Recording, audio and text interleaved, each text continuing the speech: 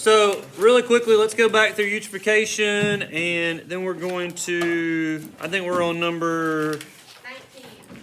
We didn't get to number 20. No. Okay. Well, I'll back all the way up to 18 and just make sure.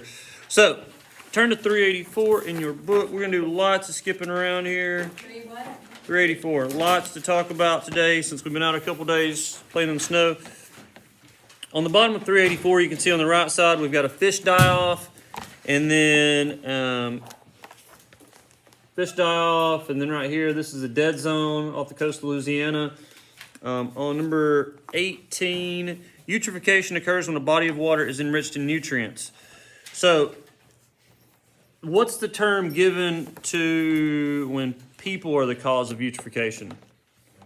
Anthropogenic cause. It's actually called cultural eutrophication.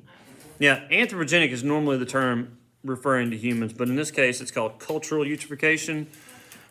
When humans are the cause, and let's be honest, we're primarily the cause. Number 19, the increase in nutrients in aquatic environments causes a what? Algal bloom. So you have this algal bloom, you have a lot of nutrients that come in. It can either be, let's see, nutrients. It could be from wastewater, like from sewage. It could be from animal waste, from runoff from farms. It could be from fertilizers from farms that run off and then cause what to happen? Nutrients come in, and then what happens next? To a pond or lake, usually. Bacteria grows. What happens before that? Algal bloom. So nutrients come in. This is step-by-step eutrophication. Nutrients come in from wastewater, sewage, animal runoff, fertilizers. Nutrient come in. What's the primary nutrient that causes algal blooms? Number 1, phosphorus. Secondary to that would be nitrogen. Good. So phosphorus, then nitrogen, which is in a lot of fertilizers and a lot of animal waste, a lot of products. We're going to get to oxygen in a second. Okay, Layla, don't worry. And then, so it comes in, you have this algal bloom, which you see on top of ponds sometimes. Algae grow quick, algae die quick. What happens to them? Break down. Bacteria break them down. What do? As they break them down, they reduce the dissolved oxygen in the water, because as bacteria are eating or breaking down the algae, they are using oxygen. Just like when we eat, we use oxygen. So they use up oxygen in the water, and then the fish and other aquatic organisms, you have these large die-offs that occur because there's not enough oxygen in the water. And it's one of those things where it goes, once you're a fish, if you're like 10 parts per million, 10 parts per million of oxygen, you're good. But you get down to like 6 or 7, if you're a trout, you're probably just huffing at the top and about to die. So it's a pretty small change, can have a dramatic effect on those organisms. Okay? All right. Anthropogenic causes of eutrophication are agricultural runoff and wastewater release. Now, wastewater is just another term for what? Sewage, yeah. So we have a wastewater treatment plant. I told you about this one. If you haven't been over to Pico over there, go get somebody to drive you by where you can look out the window on the opposite side of the road. And that is our wastewater treatment plant where our sewage goes. So there you have it. All right, number 22. How does like our sewage from our houses get all the way there? What? That's a good question, actually. Are the pipes like that long? Pipes are all connected, yes. So they're all connected into bigger pipes as you go down the road, and they connect and they get in. One, you got to think about elevation. So it's got to like drop where it goes down. If you've got like a house, like I used to live over in Inverness over here, or the same way over here like Fields Crossing, if you're downhill and you got to get your sewage uphill, you got to have a pumping station. Mm-hmm. So normally that's like underground. There'll be like a fence around it. And so that's where everybody's sewage kind of flows to, and then there's a pipe that's pumping it uphill. And what do they do with that sewage? All that sewage goes to the wastewater treatment plant. They basically, well, actually, this is one of the things. This is part I. Basically, they sift out all the solid stuff. They squish it together the best they can. They haul it off to the dump. And then the rest of it they have to treat and break it down until it's pretty much clean. And then they release it into the creek behind the sewage treatment plant close to the river. All that poo's got to go somewhere. Yep. Poo and pee and. So does the thing that they haul off, does it eventually just like go away? Well, it goes in a landfill. It just breaks down. I mean, it's just wet, just like any other type of waste, just about. I drove by, but I was driving. Yeah, you want to like have somebody drive you by. You can do a slow drive by and see the tanks and stuff. Yeah, What's 21? you're 21. All right. 21. Hypoxic waterways are those bodies of water that are low in dissolved oxygen. So number 21, hypoxic. Hypo means Luke. Low. Hypo means low. So low in oxygen. Those bodies of water that have reduced amounts of oxygen in them from eutrophication. Number 22. Compared to eutrophic waterways, oligotrophic waterways have very low amounts of nutrients. Let's turn to page 240 in your book. So there's different names for different levels of nutrients. And they only list 2 of them. I'm going to tell you all of them here. 240. So, high levels of nutrients, we call that body of water what? Eutrophic. Low level, we call it oligotrophic. I don't know what that means, but I guess it means low. It's weird because there's nerve cells in your body called oligodendrocytes. Wonder why they're called that. Somebody out there used to Google. All right, let's see here. Oligotrophic have very low amounts of nutrients, stable algal populations, and high levels of low nutrients, not much algae, higher levels of dissolved oxygen. Good. What'd you say? I don't know what to say. You say cars? I was going to say carbon, but I'm just No. Like elements. Now, and then there's a medium level of nutrients called meso. So meso, think middle, mesotrophic lakes or ponds have kind of a medium amount. And remember, cultural eutrophication is the term given when people are responsible for that eutrophic or those high nutrients. All right, number 20, where did I get to? 23? 23, anthropogenic causes of eutrophication. So human causes are agricultural runoff. So that can be a couple of things. One, it can be waste from animals. So like we used to have a pig farm growing up. And every day from the time I was about probably 8 years old to when I was about 14, when my dad fell off the roof at school and broke his back and we sold all the pigs while he was in the hospital. From that time period, when I got home from school, I had to come home, I had to feed our hogs, and we usually had about 100 hogs in like 3 different areas because we were... They had like 300 hogs? No. We had like 100 kind of scattered out because we had sows that we were breeding in one place. We had mamas with babies in another place. And then we had a topping pen where we carried the babies that were growing out to sell in another location. And those are the ones that eat a lot and they poop a lot. So I would have to go, I'd have to feed and water all of them. And then I would have to, well, some of them had automatic waters, but I still had to feed all of them. And then I had to go and shovel out all the topping pens. They were on kind of a concrete slope. And at the bottom of it, we just had this big kind of waste pond, I guess you would say, where all the waste from the pens would run into. Now, I'm sure on the back side of that, it probably just ran into like a little creek, and then we had another pond below it. It's kind of a catchment. And then there was just a waterfall and a stream below that. It's actually really nice. But I'm sure some of that was running through there. So that's one of the things, like if you're not careful when you're farming and you don't really know much about this, that may be something you're not aware of. Like I wasn't aware of that. Because every day I'd like shoveled out the pens, threw all the poop out the backside. Oh man, if there was a dead hog, I had to throw them in this pit. It would just kind of like sink down in there. I remember this traumatic event. I was probably like 8 or 10 years old, not very big.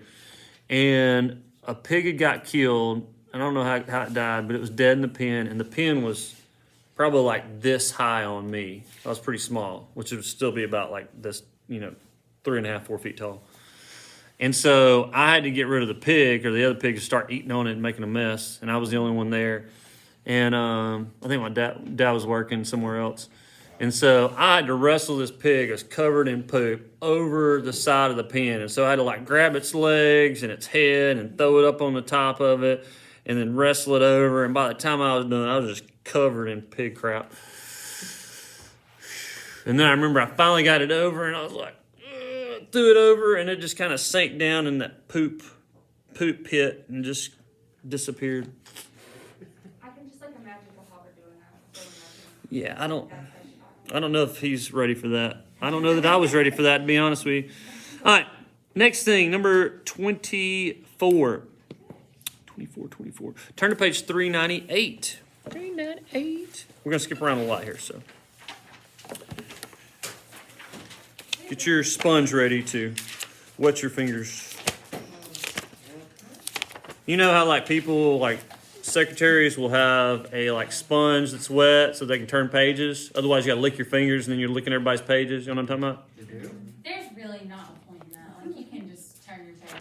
I don't know. Some of those pages get stuck together. That's very beneficial. When I see people do that, I think it's pretty good. No, I'm like, you can just do this. Or at the bottom. Some of the pages aren't this nice and neat and come apart. I have naturally It's sweaty hard to hands. do that when you flip the pages. Honestly. Did you hear that, internet? Someone in my class has very naturally sweaty hands, so they don't have to I do. can do it on command. Like, they're very sweaty right now. I have sweaty hands. Like, it's kind of gross. That's not gross. Like, I discovered in 8th grade when I had to hold hands with a person in a cast at a show. That your hands were sweaty? Did Yeah, they say I was something? practicing- Yeah, I was like practicing with my friends, and they were like, "Your hands are so sweaty," and then it made me so self-conscious because like I had to dance with a guy, and it was so. I don't like holding hands. It was. Yeah, no, it was Adam's family. I don't care how close you are This to man was the 2 years person. old. Very scary. Very scary. It was magic. All right, for those of you on the internet that didn't hear that, somebody had sweaty hands, and now they're self-conscious about it years later. And then somebody in the back over here doesn't like to hold hands with people. Although I'm not going to tell her boyfriend in third period. Although he's probably aware of the situation. You don't really like to hold hands? No, it's just like awkward. It's like, why would I hold your hand? You do like to hug? It's okay. I feel sorry for him. Maybe he's the person that doesn't like to hold hands or hug, but if he is, then that's serious relationship issues. They got to be a first. Usually women don't want Who to really does like holding hands? Like, who really likes it? Nobody. I like to hold hands with my wife. You ever met a woman that don't like to be? You don't like to hug? I mean, that's one bad thing about COVID this year, right? You can't even get one of those weird teacher hugs. You know what I'm talking about, Bella? It's a good thing. Weird. That's definitely a good thing. I don't think I've ever given a teacher a hug. Well, some people like hugs, and some people need hugs. So, Luke, you know what I'm talking about. Okay, we gotta go. Thermal pollution. Is this where we are? Yes. Thermal means? Yeah, so this is basically like heat pollution. So when heat is released into the water, produces negative effects to organisms in the ecosystem. Remember, a pollutant is something that causes some negative or harmful effect on organisms. So when does this happen? Good question. On 398, it talks about this. In industries like steel mills and electric power plants, where you have water coming in from a river or lake or body of water, and then they're releasing some of that water back out after they're using it. And that release point, that water is very hot, much more so than the surrounding environment. And then the animals, you'll notice down on 398, if you skip down, organisms have a natural range in temperatures, and if you raise that significantly, you can have this effect called thermal shock. What is one thing that increasing the temperature is going to do to the water we know for sure? Well, yeah, it could evaporate. It's definitely going to increase dissolved oxygen. Most of these are like... Oh, yes, it is. Yeah, because the hotter the oxygen is, the hotter the water is, the oxygen molecules are going to bounce faster and they're going to get out of there, so it's going to reduce oxygen levels. Now, I will say this. There's been an example of one good thing for thermal pollution. Okay? So maybe 5 or 10 years ago, there was a really bad cold spell, kind of like we're having now down in Florida. And the manatees, their temperature, they can't be in a body of water when it gets below, I want to say like 72 maybe. So it's got to, 68, 72, somewhere in there. The body of water's got to be pretty warm. Otherwise, they get too cold and start to die. And the water got too cold. And so they found all of these manatees hanging around. I think it was a nuclear power plant where their water was coming out, their heated water that they were getting rid of. And like they were all just kind of huddled up, hanging around there. What if they all just like hugged each other? I don't know that their little flippers could get around each other. Maybe up against each other would help, but I don't know that it's warm enough. Water, really pulls the heat out of you. So anyway, on number 25, variations in water temperature affect the concentration of dissolved oxygen because the warmer the water doesn't contain as much oxygen. All right, any questions there? As much as cold water. Warm water does not contain as much oxygen as cold water.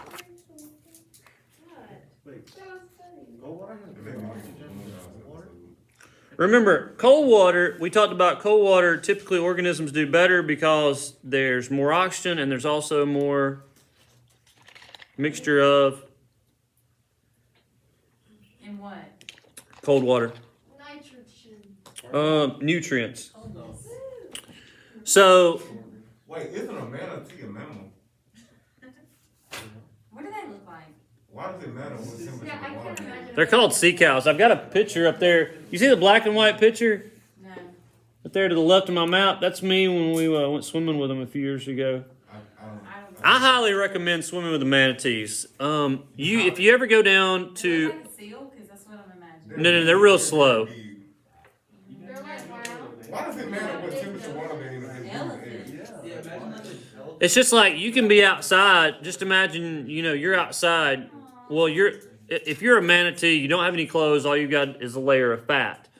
So, we can be outside in a certain temperature, right, with like our swim shorts on. But once it gets below a certain temperature, we're going to start to get cold and get hypothermia, right?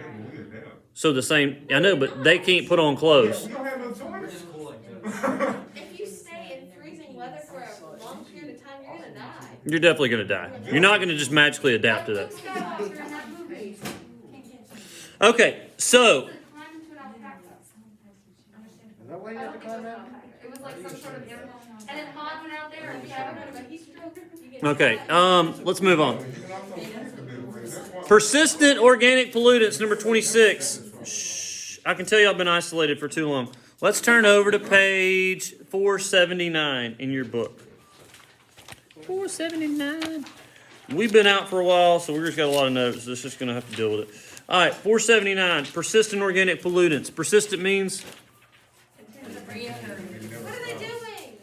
one of them had an egg. They cackle like that when they have an egg. They're excited. Aww. It's like the hens are like, "Hey girls, I had an egg. Come check this out." And the other ones are like, "Whoa, it's fantastic, Shelby. Good job." It's just one chicken. His name's Shelby. All right, Yeah, I like that name though. Congrats, Tiny. I was just talking about general chickens. Tony, you got that out? That's amazing. Surprised your cloaca didn't explode. All right, let's go here. Persistent means it sticks around for a long time. At the top of 479, there is a chart. And it tells you what? Half-lives of chemicals. Now, two that you need to be familiar with are PCBs and DDT. PCBs came from the production of plastics. And these were produced from like the 40s through the 70s. They were eventually banned in 79. DDT was produced for the purpose of... Aerosols. They're just excited. Pesticides. Pesticides. Remember DDT, Silent Spring, we watched that video on it. So persistent organic pollutants do not easily break down in the environment because they are synthetic, so they're man-made, carbon-based molecules, so they stick around a long time. What does DDT stand for? There's a really long name, I don't remember. We'll get to it in a second. Glory, don't No. So DDT, what's its half-life? How long does it stick around? 30 years. All right, it was banned in 1972. So that means in 11 years, it will have been banned for 60 years. So the DDT that was released in 1972, in 11 years, 2032, how much of it will be left? 25%. Good. So that's sticking around a lot of it a long time. DDT has a dramatic effect on Let's turn to page 472 real quick. DDT is an endocrine disruptor. It causes the thin shell of eggs in birds. DDT is responsible for almost the extinction of what animal? Bald eagle in the lower United States. It also talks about the feminization of males. That's another story I won't get into today. PCBs, you see that one on there? Cancer, impaired learning, liver damage. So PCBs, they're also bad. There are some rivers in East Alabama, east is that way, that you are not supposed to eat large fish out of because of PCBs. PCBs get in the water, they stick around. If you go back to the previous page, they stick around. The half-life's 8 to 15 years. And so, Layla, if you're over there fishing, you would probably be, you would not want to eat some of the bigger fish coming out of that body of water because of that. I'll look up the fish advisory and tell you exactly where it's located. But I think it's the Coosa River system in East Alabama. That meant that at some point, some industry was over there dumping PCBs in the water, and they're sticking around. The biggest incidents of PCB pollution occurred in New York State. GE for about 30 years was dumping millions of gallons of PCBs in the Hudson River, which runs by New York City. That's why you can't eat the fish out of the Hudson because of that. Well, there's a lot of other stuff, but the PCBs is the main reason for the fish. Anyway, number 27, persistent organic pollutants can be toxic to organisms because they're soluble in fat. Soluble in fat means they are what? They dissolve in the fat. Yeah, they'll dissolve and absorb in the fatty tissue, so they can stay there. And so when something else eats them, then you're taking in that toxic chemical. Okay? How come the DDT gets higher as you go up the food chain? We're gonna get to that. Good question. And then the last one here, 28 on the notes we're doing today. Persistent organic pollutants can travel over long distances via wind and water before being redeposited. So let's say Luke over here is spraying DDT on his farm back in the 70s to try to get rid of some insects. And then it rains, that runs off into the river or runs off into a pond. I mean, that could stick around there for a very long time. Or it runs in the river and goes to the ocean, it could stick around. So, or it just sprays it on his land and it gets absorbed in the soil. It could be there for an extended period of time. So those are things to consider with these long-lasting chemicals. Another one that you see there on 479 is atrazine. Where do we talk about it from? And it got something to do with male sperm? No. Frogs. Atrazine, the frogs, in the video we watched the other day, Troubled Waters, where the males were producing eggs. So that's got a pretty long half-life of 224 days. So, I mean, if those frogs, their lifespan's not that long. If there's some in there, they're getting exposed to it. All right, we've got quite a few things to look at here, so just bear with me as we go through here. Turn to 292 in your book. These are some good examples that you can add in, because oftentimes they ask about examples of when these things happen. On 292, this is just kind of a review of pesticides. Non-persistent means it doesn't last long, like Roundup, for instance. A lot of people use Roundup. We know now that extended use and exposure could lead to cancer. They talk about, what is it? Non-Hodgkin's lymphoma. Roundup is used by a lot of people, like a lot of hunters use Roundup. Let's say if they have an area like this that they want to plant for a game plot. They would take Roundup, they'll spray it, kill everything off. About 2 weeks later, they'll come in, they'll disc it up and plant their seeds. So most of that Roundup should be broken down in a week or two. So it's a very non-persistent chemical. DDT, on the other hand, we know as it lasts a long time. And we're going to get to your question in a second. Let's see, turn to page 392. They've got these topics kind of scattered throughout your book here. On 392, do what? Everything we're doing is all the way around the book. It's hard to follow along. Well, I'm following along the notes I've got, or you can see I've got this book binder up here. This is from the College Board. So the book doesn't necessarily line up exactly the way they've got their chapters lined up, but that's okay. We're getting all the stuff. And I think all this moving from place to place probably keeps you awake, flipping all these pages. So on 392 on the next to last paragraph on the left side. Does everybody see where it says the insecticide DDT? No. The left side of 392, the next to last paragraph. It's like halfway through it. The insecticide DDT. I see it. All right, read that for us, Smelly. Oh my gosh. You don't have to say the name though. The insecticide DDT is a prime example.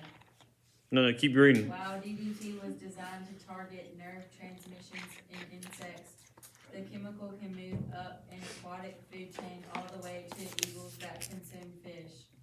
Eagles that consume DDT contaminated fish produced eggs with thinner shells that would prematurely break during incubation. All right, so let's stop there.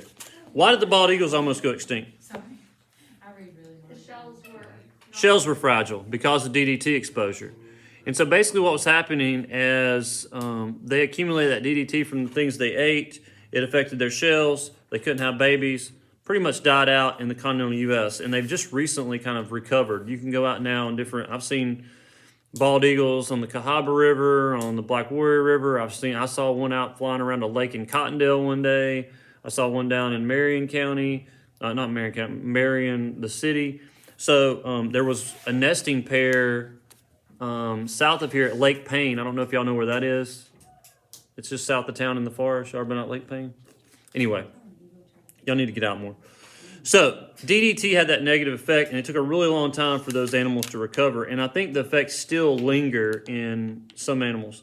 On 393 on PCBs, GE dumped 1.3 million pounds of PCBs into the Hudson River from 47 to 77.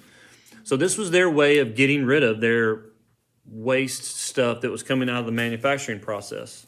They were manufacturing electrical components and insulators, and somebody finally figured out that it's a carcinogen and it's very harmful, causes birth defects, and they're like, hey, we've got to stop producing this. All right, turn over to page 467. Man, those chickens are really laying some eggs. I think it's so cute that they get excited. We've got time, you got there in yellow. What page are we turning to? What would they did in the snow? I videoed my chickens when I let them out yesterday. They were a little reticent about getting out in the snow, but they were all right. 467.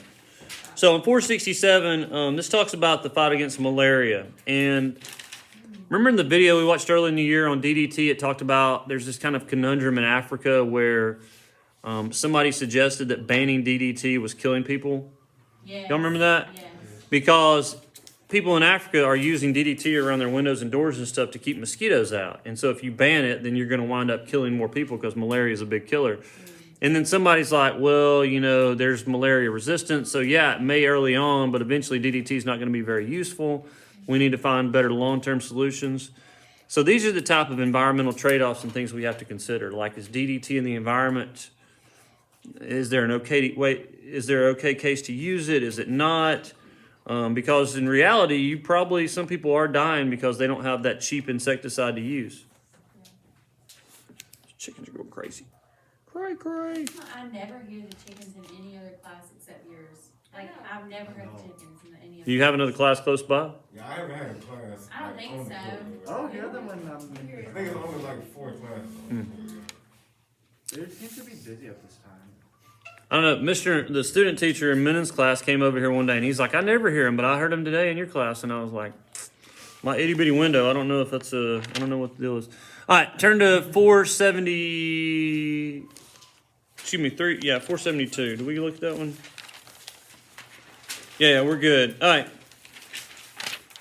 I think that's about it. So, any questions? You were just chicken.